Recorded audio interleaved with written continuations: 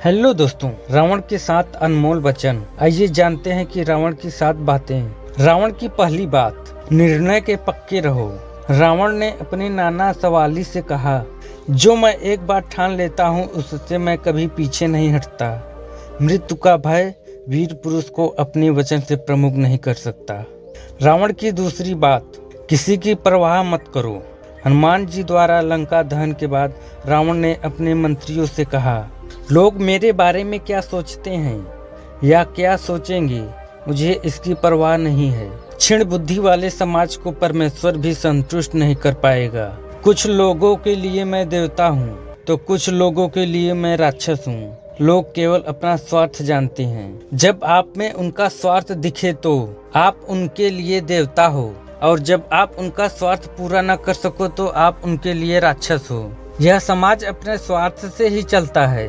यह स्वार्थ ही मानव राक्षस देवों से अपराध कराता है। अतः स्वार्थ को छोड़कर जो अपना जीवन बिताता है वही पुरुषोत्तम पुरुष कहलाता है। रावण की तीसरी बात, जो बीत गया बुद्धिमान उसका शोक नहीं करते। जब रावण की सेना को क्षति पहुंची तब रावण ने लंका को संकट से बचाने के लिए अपने भाई कुंभकर्ण को जगा दिया, परंतु कुंभकर्ण ने भ्राता रावण की अधार्मिक कार्यकलापों को सुनकर उन्हें समस्त लंका के विनाश का दोषी ठहरा दिया और आने वाली पराजय की चेतावनी दिया। यह सुनकर रावण ने कुंभकर्ण से कहा, हे अनुज, जब विनाश के बादल चारों ओर घेरे खड़े हैं, इस समय मुझे यह मत सिखाओ कि क्या उचित है क्या अनुचित है। हाँ, मैंने लोभ में सीता का हरण किया, यही मेरी मृत्यु का कारण बनने वाली है। हाँ, मैंने नारायण को पहचानने में भूल कर दी।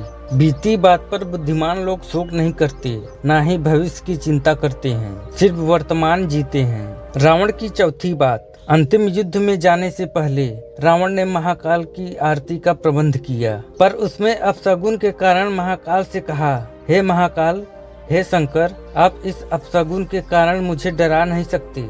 आपने क्या सोचा, इस अपशगुन से डर जाऊंगा? इसके कारण युद्ध को रोककर राम के चरणों में गिर जाऊंगा।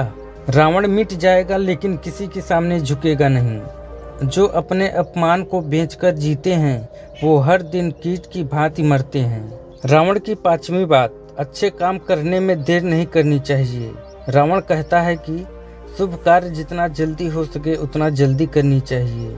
मैं भी बहुत से शुभ कार्य करना चाहता था लेकिन कल पर टालता रहा और कुछ न कर सका।